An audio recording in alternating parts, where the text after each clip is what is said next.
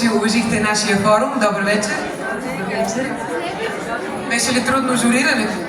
Имаше страхотни деца, много сме впечатлени от всички участници и искам да ги поздравя от сърце за това, което правят и което показват днес. Явно има кого да се учат. Важното е да вървят смело напред. Сега да не напрягаме повече публиката и участниците. С удоволствие искам да обявя, че в категория индивидуално изпълнение до 12 години момичето, което ще си тръгне от тук с награда, се казва Боряна Борисова от вокално студио Нуша. Здравей, момиче! Всичките аплодират, вижте. Това сега да се поклоним.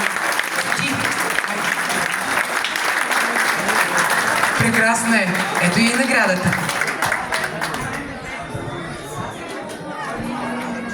Не знам защо не пляскате. Толкова е вълнуващо.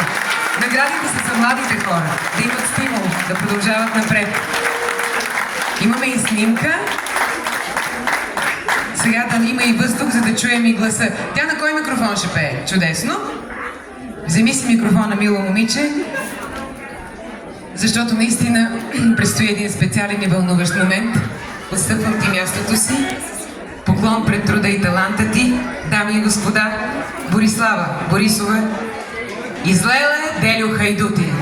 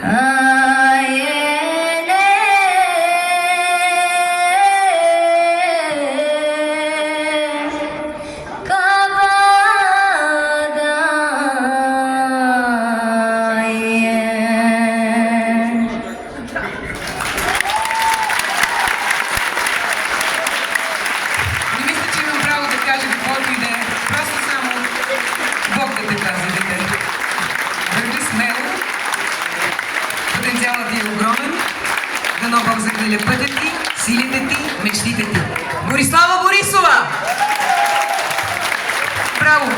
Днес късницата съм аз, Боряна.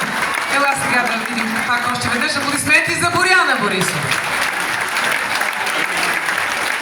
Днеска направих грешка, но ти обещавам, че един ден целият свят ще знае как правилно се казва твоето име.